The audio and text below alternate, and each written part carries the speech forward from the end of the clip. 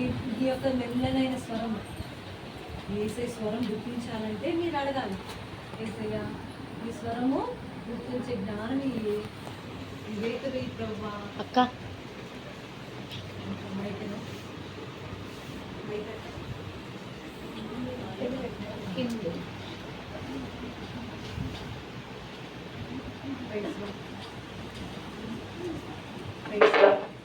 సరేనా? ఏసయ్యా నాతో మాట్లాడయ్యా అని మనము ప్రార్థపూర్వకంగా దేవుని అడుగుదాం. ఏసై మాట్లాడతాడు. మీరు కళ్ళు తెరిచి అటు ఇటు చూసి శత్రువు మాట, సాతాను మాట వినద్దు. సాతాను ఏమంటాడు? అరే విన్నావులేరా, ఉత్తగా చెప్తారులేరా, మనం ఆడుకుందాంరా, మనం ఉత్తిగా నటిద్దాంరా అంటే మీకే నష్టం. ఎవరికి నష్టం? పైకి పైకి మోకరించండి. మీరు ముసలోళ్ళు కాదు, నడుము వంగలేదు. పైకి నిజంగా అరే నన్ను నటిద్దాంరా ఆంటీ ముందు అందరు. మీకు నటిస్తే ఎవరికి నష్టం? మాకు నష్టమా మీకు నష్టమా? మీకే నష్టం కదా. ఏసీ మాకు వినకపోతే ఒక రోజు ఏసీ అడుగుతాడు, నువ్వు విన్నావా? నీకు ఎన్నిసార్లు నేను చెప్పాను కదా, అయినా సరే నువ్వు వినలేదు అని మీకే శిక్ష ఉంటుంది. తర్వాత ఏసీ మిమ్మల్ని ప్రేమిస్తున్నాడు. ఈ సమయం మీకోసం ఇచ్చాడు, అది యూజ్ చేసుకోండి, వ్యర్థపరచుకోవద్దు. నవ్వులాటకి తావివ్వద్దు అస్సలు. రాజు చేసుకుందాం. పరిశుద్ధునా యేసయ్యా నీకు వందనాలు. ఉదయకాల 4వ దినాన మీరు ఉదయకాల పాటలు చేసిన సాయం బట్టి వందనాలు తండ్రి. జూన్ లెసన్లో కూడా సహాయపడండి. ఈ ఆత్మ నడిపింపు అనుగ్రహించండి. మీరు మా మధ్య ఉండండి. పిల్లలు కూడా సత్యమైన వాక్యాన్ని గ్రహించినట్లు వారికి ఎటు జ్ఞానం వివేకం అనుగ్రహించు ప్రభువా. తండ్రి వాళ్ళలో ఉన్న అల్లరిని మూర్ఖ స్వభావం తీసివేయి అయ్యా. వారిలో తండ్రి నీ యొక్క వాక్యంతో వారి హృదయాన్ని నింపు ప్రభువా. శత్రువు ఎక్కడ చోటు చేసుకొని తండ్రి వాళ్ళని కదిలిస్తున్నాడు, వాటన్నిటిని లయం చేయ ప్రభువా. తీసివేయి. నీవు వారి మధ్య ఉన్న వారి భయము వారిలో పుట్టిస్తురండి అయ్యా. నీ సన్నిధానంలో ఉండి జాగ్రత్తగా వినే మనసును వారికి పుట్టిస్తున్నామని బ్రతిమాలుకుందాం దేవా. అపాత్రాలను అయోగ్రాలు నన్ను ఈ బిడ్డగా నీ యొక్క సాక్షిగా తండ్రి నీ యొక్క పాత్రగా నన్ను వాడుకుంటారండి. అర్హమైన పాత్రగా దేవా నన్ను వాడుకుంటున్నామని దేవా నీవే నీ ఆత్మాభిషేకం ఇచ్చి నీ మాట నా నోట ఉంచుతున్నామని కోరుతూ నీ సహాయాన్ని కల్పిస్తూ దేవా బ్రతిమాలుకుంటూ నన్ను ఖాళీ చేసుకుంటూ నీ యొక్క మాటలతో నింపమని కోరుతూ యేసుక్రీస్తు ప్రభువారి నామమున అడిగి వేడుకొచ్చున్నాం తండ్రి, ఆమేన్. మంచిగా ఫాస్ట్గా సార్ టీం ఏంటి పిల్లలు?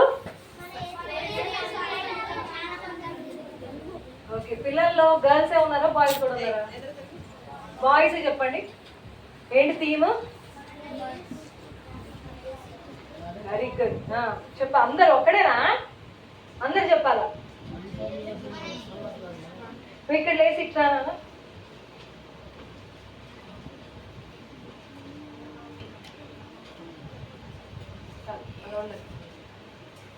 చెప్పండి. జ్ఞానమందు అంటే పాట పాడేశారు కదా, అభివృద్ధి పొందడి. సరే అయితే చెప్పలా నుంచో పెడతాను జోయల్ కదా. అటు తిరుగు, అటు తిరుగు, అటు తిరగాలి, ఇటు కాదు. ఏ లెసన్ ఏమని చెప్పా?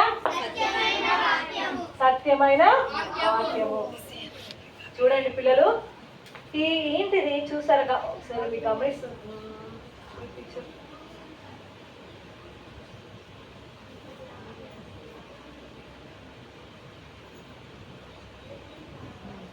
ఇది చూసారా? డిఫరెంట్గా ఉంది.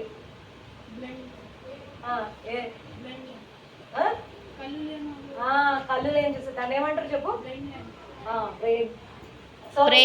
బ్రెయిన్ లిపి. అయితే చూడండి ఎలా కళ్ళు లేని వాళ్ళకి కూడా దేవుడు వాక్యాన్ని ఇచ్చాడు. ఒక ఊర్లో ఒక బాబు ఉన్నాడంట, తన పేరు రిచర్డ్. ఆ రిచర్డ్కి తనకి చిన్న పుట్టుకతో తను గుడ్డివాడు, తనకి కళ్ళు లేవు. అయితే వాళ్ళ స్కూల్లో వేరే వాళ్ళ బుక్స్, వాళ్ళకి స్కూల్ ఉంటుంది కదా, ఇటువంటి టైప్ ఆఫ్ బుక్సే ఉంటాయి. సో అటువంటి టైప్ బుక్స్లో వాళ్ళు ఏం చేస్తారంటే వాళ్ళు చదువు వాళ్ళ పాఠాలు నేర్పిస్తారు.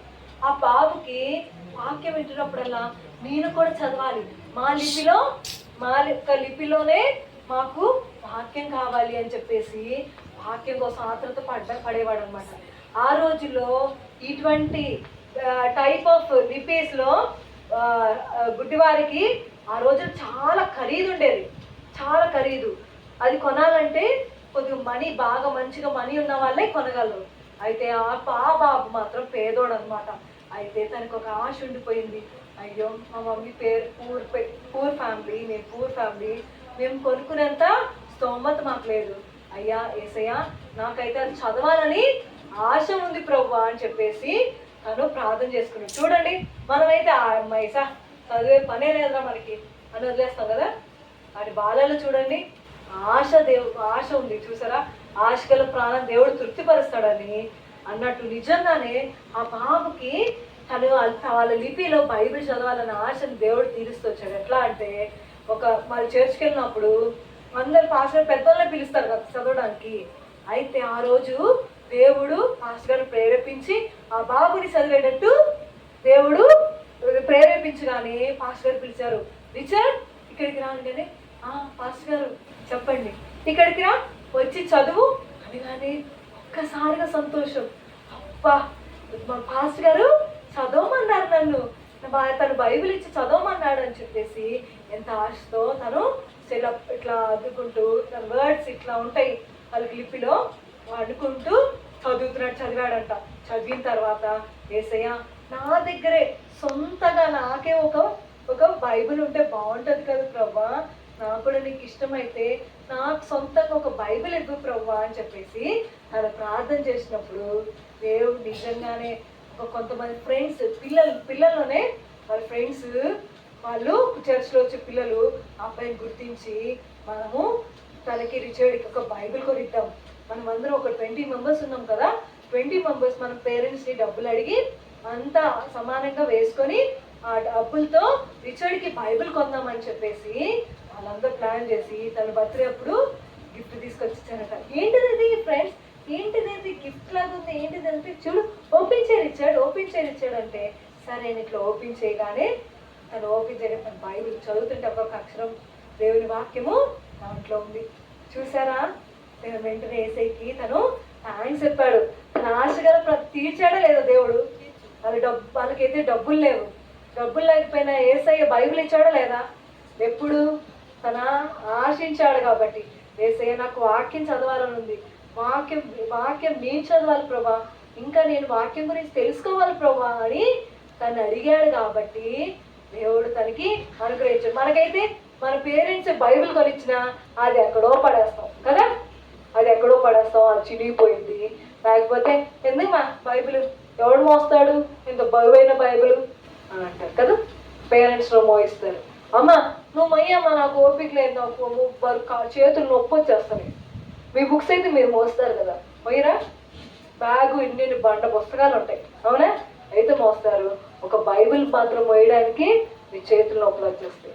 కానీ తను మా రిచర్డ్ మాత్రం బైబిల్ అంటే చాలా ఇష్టంగా, తను గుడ్డివాడైనప్పటికీ చూడండి తనకు కళ్ళు లేవు, మనందరి కళ్ళునే లేవా, ఉన్నాయా, మనం చదవగలిగే చదువు కూడా దేవుడు మనల్ని చదివిస్తున్నాడు.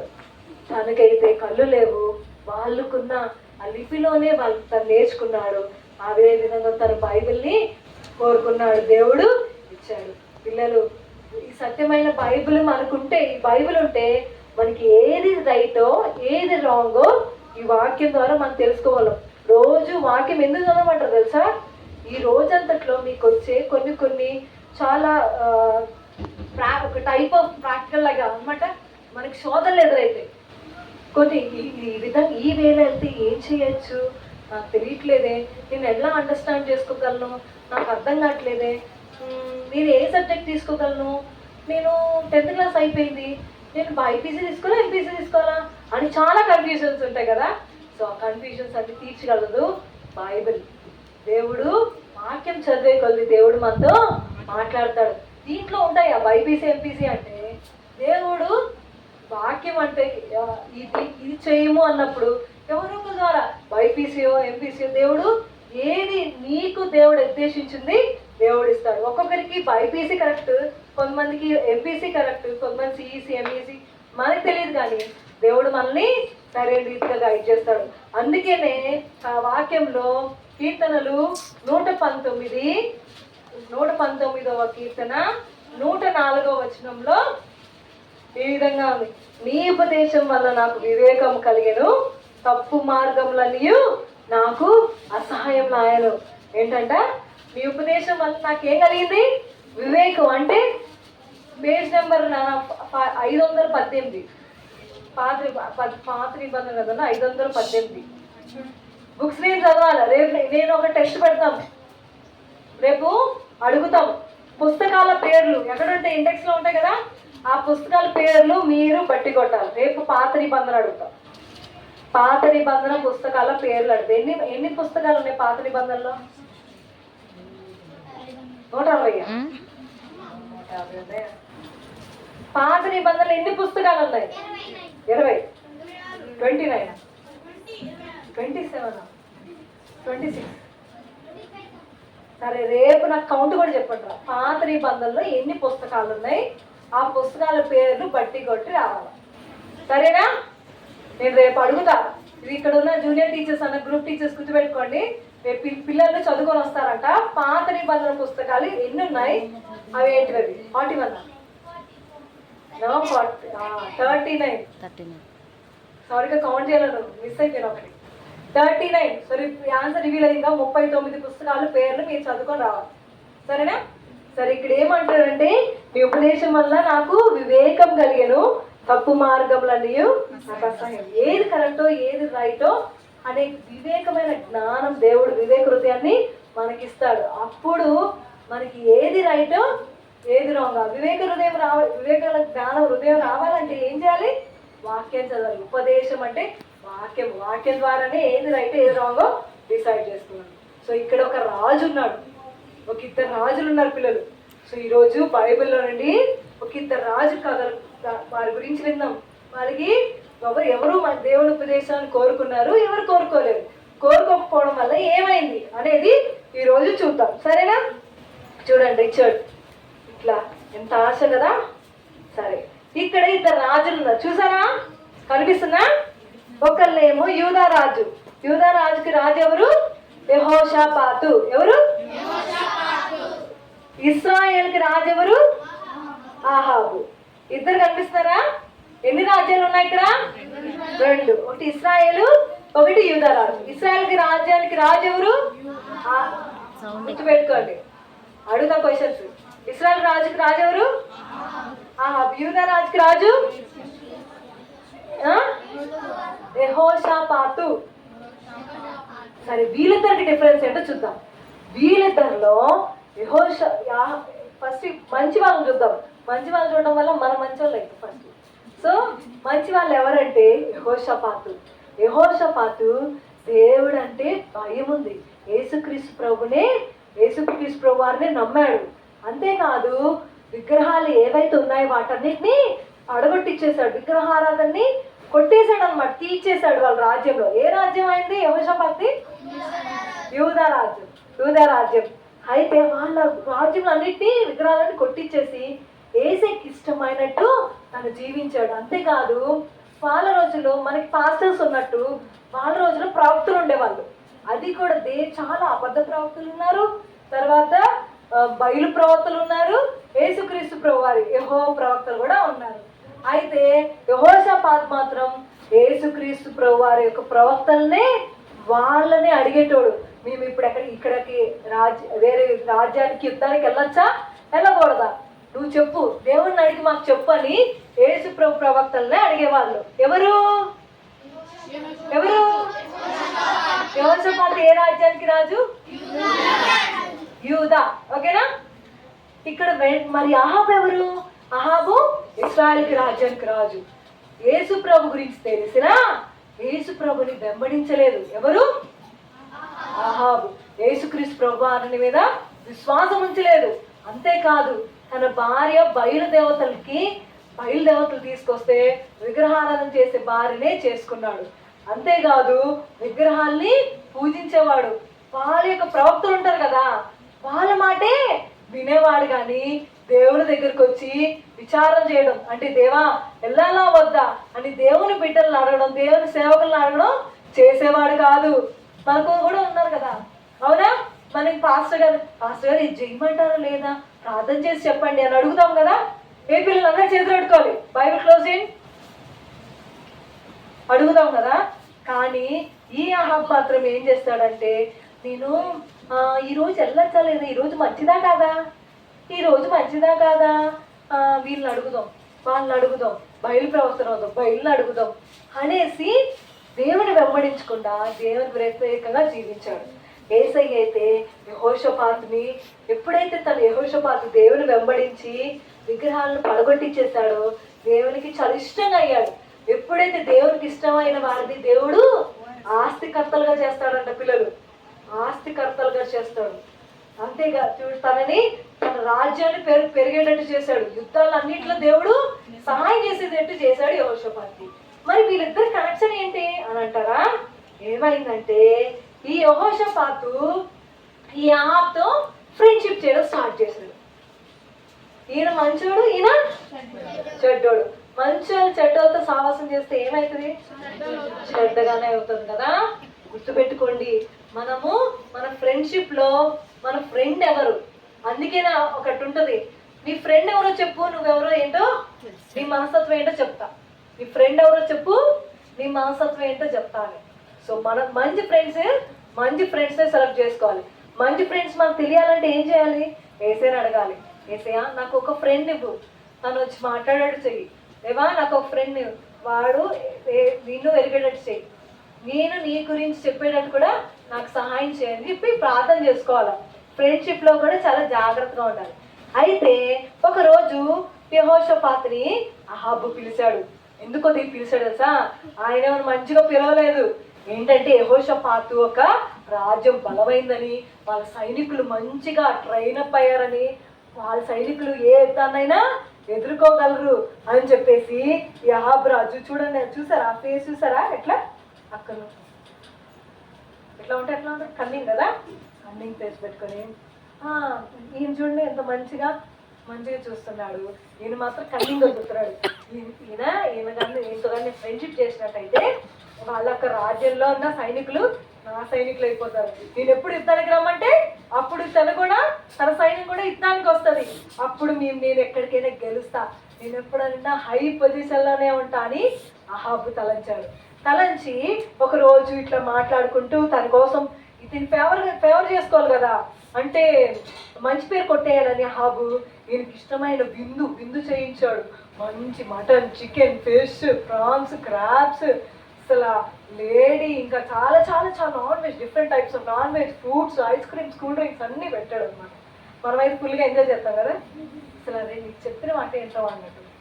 నిజంగా అట్లాగే యెహోషాపాతు కూడా విందు చేయించగానే అబ్బా నేను ఏం చెప్తే అది చేస్తాను అన్నట్టు తయారయ్యాడు. అయితే గ్రహించలేదు, అరే ఇది మనం రాంగ్ వెళ్తున్నామా రైట్ వెళ్తున్నామా, తనకు అర్థం కావట్లేదు. కూడా యేసుప్రభు బిడ్డేగా, ఏం కాదులే, తను కూడా మంచివాడేలే అని అనుకున్నాడు యెహోషాపాతు. అయితే సరిగ్గా కనుక్కోలేదు. అయితే ఒకరోజు ఏమైందంటే చూడండి, అహాబ్ ఏం చేసిందంటే, ఇదిగో ఒక రాజ్యానికి ఒక రాజ్యం మీదకి మనం యుద్ధానికి వెళ్దాం, మాతో పాటు వస్తావా అని అడిగాడు.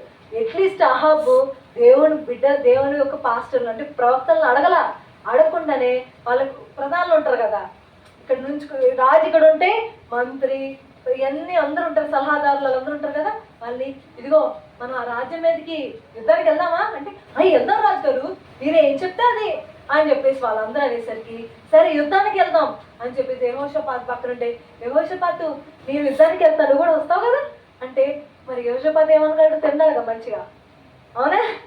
ఫ్రెండ్షిప్ చేసినందుకు ఏం చేశాడు? నీతో పాటు నేను కూడా వస్తా అని చెప్పి డిసైడ్ అయిపోయి సరే వెళ్దాం, రేపు వెళ్దామా ఎల్లుండి వెళ్దామా అని డిసైడ్ అయిపోతున్నాడు. అప్పుడు యెహోషాపాతు కనిపించింది, అరే ఆగు, ఇక్కడ దేవుని యొక్క ప్రవక్తలు ఉంటారు కదా, వాళ్ళని ఒక్కసారి దేవుని దగ్గర విచారణ చేయమందాం. విచారణ అంటే దేవుణ్ణి అడగమందాం, వెళ్ళాలా వద్దా, విచారణ అంటే వెళ్ళాలా వద్దా అని దేవుణ్ణి అడగమందాం అని చెప్పేసి యెహోషాపాతు అనగానే అహాబు ఇష్టం లేకపోయినా ఏదో నీ వాడిని వాడుకుందాం అనుకుంటే ఇప్పుడేమో ప్రవక్తల బలం అంటాడు. సరేలే, మన వాళ్ళు ఉన్నారుగా, వాళ్ళే పిలిపించి చెప్పించేద్దాం అని చెప్పేసి డిసైడ్ అయిపోయారు. అప్పుడు 400 చూడు ప్రవక్తలు దింపాడు అనమాట. వీళ్ళందరూ ఎవరంటే అహాబ్ ఏమంటే అది చెప్పేటోళ్ళే కానీ దేవుని దగ్గరికి వెళ్ళి, దేవా అహాబ్ రాజు యుద్ధానికి వెళ్ళాలనుకుంటున్నాడు, వెళ్ళాలా లేదా అని అడిగేటోళ్ళు ఎవ్వరు లేరు. ఈ 400 మంది ప్రవక్తలు. ఎంతమంది? 400 మంది. ఈ యొక్క అహాబు ప్రవక్తలు ఎవ్వరు దేవుని దగ్గర విచారణ చేయాల, దేవుడు వెళ్ళాలా వద్దని అనుకుండానే రాజుగారు వెళ్ళాలనుకుంటున్నారు. మనం రాజుగారికి ఇష్టంగా చెప్పామనుకో మనకేమొస్తాయి? ఏమొస్తాయిగా? డబ్బులు వస్తాయి. డబ్బులు వస్తే మనం గొప్పలు అయిపోవచ్చు, పెద్ద పెద్ద అంతస్తులు కట్టుకోవచ్చు, మన ఇష్టమైనట్టు బ్రతకొచ్చు. రాజుగారి అసలు మేము చెప్పిన వాటిని మాకు ఇల్లులేంటి అన్ని కావాల్సిన అన్ని ఇస్తారు, బంగారాలు అన్నీ ఉంటాయి, మేము ఆస్తిపల్లం అయిపోతామని వాళ్ళు ఏం చేశారంటే, అయ్యా అహాబు దేవుడి దగ్గర విచారణ చేశారా? చేయకుండానే మేము దేవుడి దగ్గర అడిగాం, దేవుడు వెళ్ళమన్నాడు మిమ్మల్ని, దేవుడు మీకు విజయాన్ని కూడా ఇస్తాడంట అని కూడా చెప్పేశారు. వెళ్ళమన్నే కాదు, మీకు ఏమేస్తుంది? గెలుపు వస్తుంది, మీరు గెలుస్తారు అని చెప్పాడు. గెలుపు వచ్చిద్దా? చూద్దాం, గెలుపు వచ్చిద్దా లేదో లాస్ట్లో చూద్దాం, సరేనా? గెలుపు వచ్చేసింది మీకు అని చెప్పగానే వెంటనే ఓ అవునా శబాష్, అరే వీళ్ళందరికి కావాల్సినంతా ఇచ్చేసేయండిరా అని చెప్పేసి అహాబ్ చెప్పాడు. అయితే యెహోషాపాత్కి ఒక డౌట్ వచ్చింది. దేవుని బిడ్డ కదా, దేవుని దగ్గర విచారణ చేయండి, ఎక్కడికి వెళ్ళడు. అట్లాంటిది ఈ 400 మంది చూడగానే దేవుని యొక్క కళ, దేవుని యొక్క వెలుగు వాళ్ళలో కనిపించట్లా. గుర్తుపెట్టుకోండి, మనం ఎప్పుడైతే ప్రార్థన చేసి వాక్యం చదువుతూ ఉంటామో, దేవునితో మాట్లాడుతూ ఉంటామో, దేవునితో సహవాసం కలిగి ఉంటామో, మన ముఖాలు ఎలా ఉంటుంది తెలుసా? కాంతివంతంగా ప్రకాశిస్తాయి. ఎవరైనా చూడండి, దేవునితో సహవాసం చేసే వాళ్ళ ముఖాలు చాలా వెలుగు వస్తుంది. వాళ్ళు ఏ కలర్ వైట్ కొన్ని ఫేరల్ రాస్తామని కలర్ రారు. దేవునితో ఎవరైతే సహవాసం చేస్తారో వారి యొక్క ముఖం తెలిసిపోతుంది, ముఖం కవలిక చాలా ప్రకాశంగా ఉంటుంది. అయితే యెహోషాపాతు గుర్తించాడు, వీళ్ళలో ఎవరు యేసు ప్రవక్తలు లేరు. అయ్యా అహాబ్ గారు చెప్పచ్చుగా, ఇది యుద్ధానికి రాను, వాళ్ళందరూ ఇలా ఉన్నారని చెప్పచ్చుగా, చెప్పలేక మొహమాట పడి, అది కాదు ఇక్కడ ఎవరన్నా నిజమైన దేవుని ప్రవక్త ఎవరైనా ఉన్నారా, నిజంగా దేవుని మాటలు చెప్పేవారు ఎవరు ఉన్నారా మీ ఊర్లో, ఒక్కసారి కనుక్కోవా అని చెప్తే అప్పుడు అహాబ్కి కోపం వస్తుంది. ఆయన ఏం చేయాలి? నంచుకోవాలా, ఎందుకంటే సైన్యం కావాలి కదా యుద్ధానికి అని చెప్పేసి ఏం చేసిండారు తెలుసా? ఉన్నాడులే ఒక ఆయన మికాయా అని, ఉన్నాడు, కాకపోతే ఎప్పుడు నా గురించి ఎప్పుడు చెడ్డవార్తలే చెప్తాడు, కానీ ఎప్పుడు నాకు ఒక్కడి కూడా ప్రయోజనకరమైంది మంచి మాట ఎప్పుడు చెప్పడం, ఎప్పుడు నా మీద ఎప్పుడు నష్టాన్ని ఏదో కీడుని తెచ్చే ఉంటాయి మాటలు అని చెప్పేసి అనగానే, లేదు అలా అనొద్దు, నువ్వు అలా అనకూడదు, మనం దేవుని ప్రవక్తలు అంటే పాస్టర్లు అనొచ్చా, మనం అనొద్దు, అలా అనొద్దు అని చెప్పి ఏమన్నారంటే, ఒక్కసారి పిలిపించు, ఏం చెప్తారు చూద్దామంటే, సరేని ఇదిగో ఎవరక్కడ, ఇక్కడ రండి, వెళ్ళి మికాయాని పిలుచుకురండి, నేను చెప్పాను చెప్పు అని చెప్తానే, అది సరే రాజుగారు అని చెప్పేసి అతను వెళ్ళి, అయ్యా రాజుగారు అమ్మంటున్నారు, యుద్ధానికి వెళ్ళాలా లేదా, నువ్వు నిజం ఉన్నది చెప్పు, కానీ ఏం చెప్పాలో తెలుసా, యుద్ధానికి వెళ్ళొచ్చు అని చెప్పు నువ్వు, ఎందుకంటే 400 ప్రవక్తలు ఏం చెప్పారు, యుద్ధానికి వెళ్ళొచ్చు అన్నారు, వెళ్ళొద్దన్నారా? వెళ్ళొద్దన్నారు. ఎవరన్నా వెళ్ళొచ్చు అన్నారు కదా, వెళ్ళొచ్చు అన్నారు కదా 400 ప్రవక్తలు, అవునా? యుద్ధానికి వెళ్ళొచ్చు అన్నారు, నువ్వు కూడా అలాగను అదైనా అంటే నేను అట్లా అన్ను, దేవుడు నాతో ఏం చెప్తే అదే చెప్తా, దాని ముందు కానీ వెనకాని నేను యాడ్ చేయను, నేను చెప్పను, నేను దేవుడు ఏది నాకు చెప్తే అదే చెప్తా అని చెప్పేసి చూడండి ఎంత ధైర్యంగా వస్తుంది. మనమైతే అమ్మో నన్నేమో చంపేస్తారేమో, నన్నేమో కొట్టేస్తారేమో, నేను రాజుగారికి ఇష్టమైనట్టు చెప్తే ఏం పోయింది, ఆయనకే నష్టపోతాడు, మనకేంది డబ్బులు వస్తాయిగా, అవునా, మనం సేఫ్గా ఉంటాంగా అని అనుకుంటాం. కానీ మికాయా మాత్రం దేవుని బిడ్డగా, ఆయన రాజుగారు నన్ను ఏమన్నా పర్లా, నన్ను దేవుడు చూస్తున్నాడు, నేను దేవునికి ఇష్టమైనట్టు ఉంటా. ఎప్పుడైనా గుర్తుపెట్టుకోండి, నేనేమైనా చెప్తే ఏమైనా అనుకుంటారేమో ఎవరన్నా, నేను చెప్పను, నేను వాళ్ళకి ఫేవర్గా ఉంటా. మీ ఫ్రెండ్స్ ఒక్కొక్కసారి ఏమే ప్రసాదం తినొచ్చుగా, ఎందుకు తినకూడదు, మేమేముంది ఆ బొమ్మల్ని మేమేం పెట్టలే, ఉత్తి దీని ప్రసాదం అని చెప్తాం అంతే, తిను, ఏం కాదు, మీరు ఇచ్చింది మేము తినట్లే అని అంటారు. అయినా సరే మనం తినకూడదు. ఉన్నది ఉన్నాడు, అయ్యో నా ఫ్రెండ్ ఏమైనా అనుకునిద్దేమో, మరి నేను ఇచ్చింది తినదేమో అని మొహమాట పడి తిన్నారనుకో, అది మీకే నష్టం. గుర్తుపెట్టుకోండి, జాగ్రత్తగా అది తినాలి, ఉన్నది ఉన్నట్టు చెప్పేయండి. ఏదే సారీ నేను తినను, నేను కూడా ఇచ్చేది ప్రసాదాలు మేము ఇవ్వము, మాకున్నది మేము వండేది నీకు కూడా నీ ఇంట్లో మీ మమ్మీ ఏం చేస్తుందో అదే నాకు ఇవ్వే, అది నేను తింటాను అని ఆ విధంగా చెప్పాలి. నాకొద్దు మీ దేవతలు అని పెడతారు అని అని ఆ విధంగా ఆన్సర్ చేయకూడదు. అర్థమైందా? అందుకనే వాక్యం చదవడం వల్ల ఏ విధంగా మాట్లాడాలో కూడా దేవుడు మనకి సహాయం చేస్తాడు. అందుకనే వాక్యం చదవాలి. అర్థమైందా? వాక్యము చాలా ఇంపార్టెంట్. అయితే సరే అని ఓకే అని వచ్చాడనమాట మికాయ. వస్తే మికాయ అన్నాడు, అప్పుడు ఆహాబ్ అన్నాడు, ఇప్పుడన్నా ఇదిగో ఇప్పుడన్నా నిజం చెప్పు, ఇప్పుడన్నా ఉన్నదన్నట్టు చెప్పు, ఇప్పుడన్నా చెప్పు, ఎప్పుడు నాకు ఎప్పుడు రివర్స్ చెప్తావు మికాయ, ఇప్పుడున్నా చెప్పు మంచిగా అని అంటే, ఆహా అవునా రాజా, సరేలే యుద్ధానికి వెళ్ళు తెలుస్తాలే అని వెట్టకారంగా అన్నాడు. వెట్టకారంగా అనేసరికి ఆహాబ్కి కోపం వచ్చింది. ఏంటి ఏంటి ఏం కాదు, డబ్బులు జాగ్రత్త నాన్న, అట్లా ఓపెన్ చేసి పెట్టద్దు, పెట్టేసుకో, క్లోజ్ అయ్యి బైబిల్ క్లోజ్ అయ్యి నా వైపు చూడు, మంచిది కదా, ఓకే జాగ్రత్తగా ఉండాలంట తేవద్దు, సరేనా నాన్న. అయితే అహాబ్ని వెటకారంగా అనేసరికి రాజుగారు కోపం వస్తుంది కదా, వెటకారంగా మాట్లాడేసరికి కోపం వచ్చి, ఏంటి చెప్తున్నావు, నిజం ఉన్నది చెప్పు. అయితే విను రాజా, నువ్వు వెళ్తున్నావు కదా ఎక్కడికి, యుద్ధానికి. ఇప్పుడు ఇశ్రాయేల్ కాపరు లేని గొర్రెల వల్లే ఉంటారు, కాపరి చనిపోతాడు, జాగ్రత్త, నువ్వు కూడా యుద్ధానికి వెళ్తున్నావు, అక్కడ నువ్వు మరణిస్తావు, నీ ప్రజలు కాపరు లేని వాళ్ళు అవుతారు అని చెప్పగానే రాజుగారు కోపం వస్తారా? వస్తాయి కదా. వచ్చే కానీ కోపం వచ్చింది. ఎవరెక్కడ గడవండి, ఈ మికాయిని తీసుకెళ్ళి చెరసాల వేసేయండి, వాడు నన్ను వెటకారంగా మాట్లాడకుండా నేను చనిపోతానని, యుద్ధంలో ఓడిపోతానని కూడా చెప్పాడు.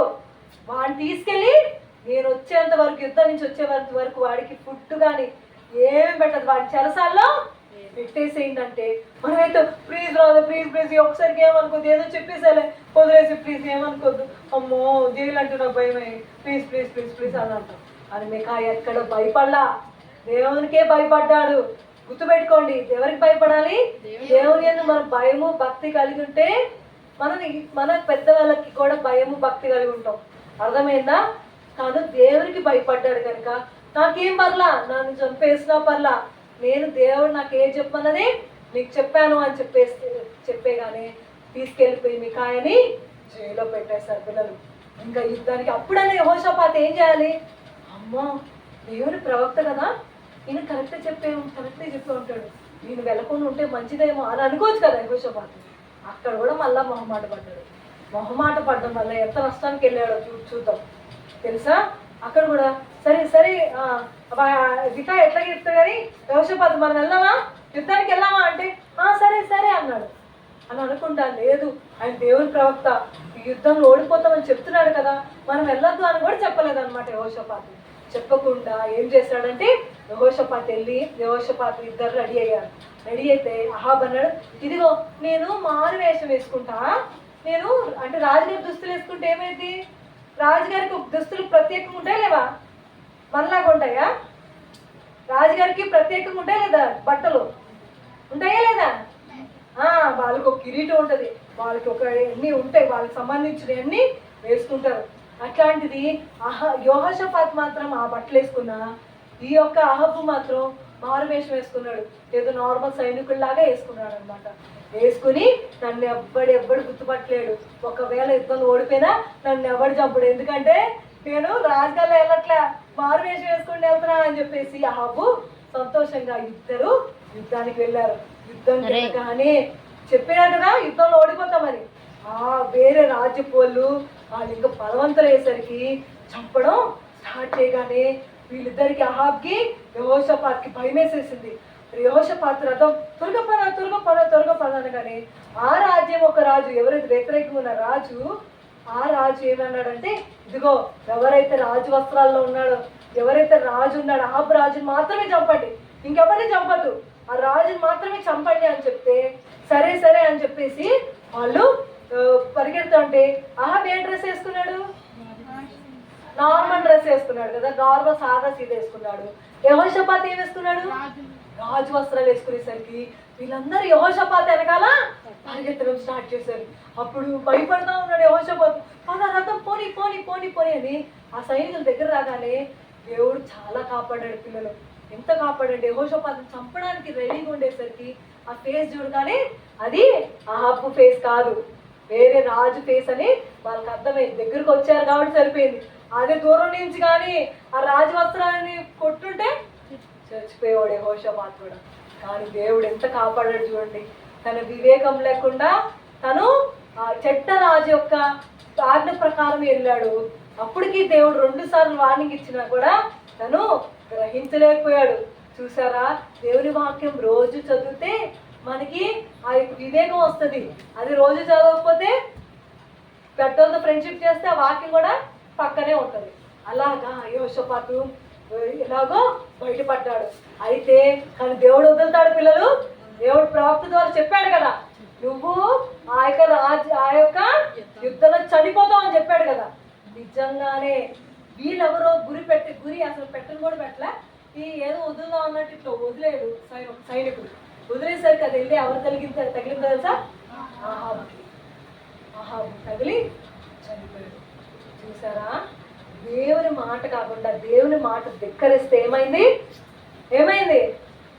చనిపోయాడు కదా. యెహోషాపాతు తను కూడా గ్రహించకుండా అది దేవుని వాక్యమే, దేవుని ప్రవక్త చెప్పింది అని గ్రహించకుండా తను కూడా వెళ్ళినందున చనిపోయేవాడే కదా. అప్పుడు ఇంటికి వచ్చాక తన రాజ్యానికి వచ్చాక నిలబడ్డాడు. చూడండి, మంచిగా ఇద్దరు కలిసి ఉన్నారు. ఇంకా మామూలు వెళ్ళారు, ఈట వేసారు. ఎవరు తగిలింది? తగిలింది. గుర్తుపెట్టుకోండి పిల్లలు. అప్పుడు యెహోషాపాతు తన రాజ్యానికి వెళ్ళగానే మోకరించాడు. అవును కదా, పరిగెత్తుకుంటే ఎవరైనా చంపడానికి పరిగెత్తాను, మనం తప్పించుకొని వచ్చామనుకో మనకి ఎట్లా ఉంటుంది? అమ్మో, ఒక్క క్షణంలో నా మరణం తప్పింది. ఎవరు తప్పించారు? మరణం తప్పించుట వర్షం.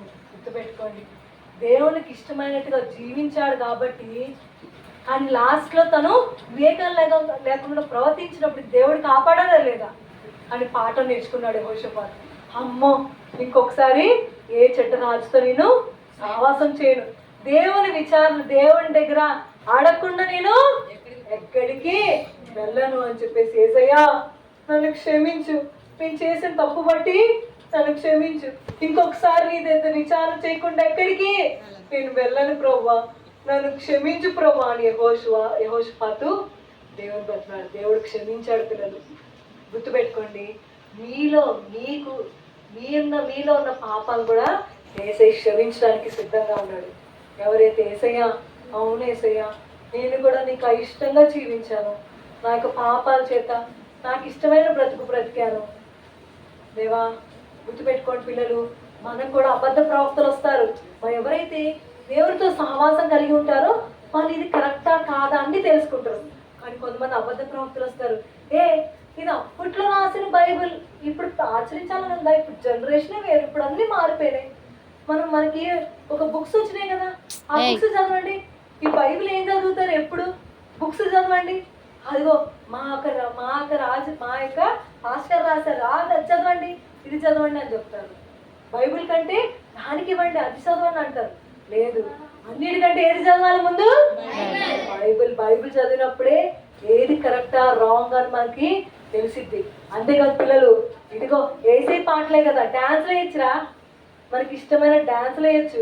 ఆ రోజుల్లో దావీదు నాట్యం ఆడాడు కదా, మనం కూడా చేస్తే ఏం తప్పు? అది కరెక్టా? డాన్సులు వేస్తారా? ఇష్టమైనట్టు గంతులు వేస్తారా? ఎట్లా వేస్తున్నారు కొన్ని చోట్ల, పిచ్చ అసలు సినిమా డాన్సులకి వీళ్ళ డాన్సులకి అసలు ఏమీ డిఫరెన్స్ లేదు. కాకపోతే ఏసై పాటలు ఒకటి, ఏసై పాటలు అవేమో సినిమా పాటలు. పిచ్చి పిచ్చి డాన్సులు అవన్నీ వేయకూడదు. అది దేవుని వాక్య ప్రకారం కరెక్ట్ కాదు నాన్న.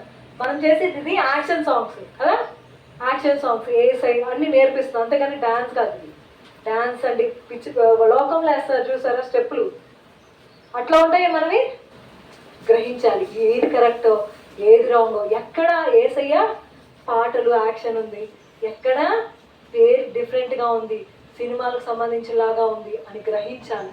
అందుకే నేను గ్రహించాలంటే ఏం చదవాలి? రోజు దేవుని వాక్యం చదవాలా. పిల్లలు గుర్తుపెట్టుకోండి, ఇప్పుడే అనుకూల సమయం. ఇంకా ఎవరైతే ఏసైని రక్షకుడు అంగీకరించలేదా, ఏసై దగ్గర మీ పాపాలు ఒప్పుకోలేదా, ఇప్పుడన్నా ఒప్పుకోండి. ఏదైతే దేవునికి వ్యతిరేకంగా చేసి ఉంటాయో, ధిక్కరించి చేసినట్టుంటాయో, అబద్ధాలు, దొంగతనం, దూషణ మాటలు, బూతులు, ఒకరి మీద ఒకరు చెప్పుకోవడం, అదంతా పాపం. ఇతరులు కూడా ఆశించిన పాపమే. అలాంటిది నాకు కూడా ఉండాలరా, వాడి దగ్గర నుంచి తీసేసుకున్నాం తప్పగల. అలాంటిది నేను తీసుకోలేదా, నాకు అలాంటి డ్రెస్సే కావాలి మమ్మీ, ఆ స్టైల్లోనే కావాలి, ఆ జీన్సే కావాలి, ఆ టీషర్టే కావాలి, ఆ ఫ్రాకే కావాలి, ఆ లాంగ్ ఫ్రాకే కావాలి, నాకు ఈ విధంగా, నాకు ఈ జడలు ఈ విధంగా వేయి, వాళ్ళు అలాగే అందంగా ఉన్నారు కదా నేను కూడా అట్లా కాదు. ఏసైకి ఇష్టమైనట్టు ఉండాలి. పిల్లలు, మీ తల్లిదండ్రులు మీకు ఏది ఇస్తే అదే బెస్ట్. గుర్తుపెట్టుకోండి, మీ తల్లిదండ్రులు మీకు ఏది ఇస్తే అదే బెస్ట్. మీ తల్లిదండ్రుల్ని నొక్కి లోపడాలి. అర్థమైనా? ఎప్పుడన్నా మోకరించండి, దేవుణ్ణి అడగండి, ఏసయ్యా ఈ వాక్యాన్ని చదువుతాను, ఈ వాక్య ప్రకారం నేను జీవిస్తా ప్రభువా. ఎక్కడైతే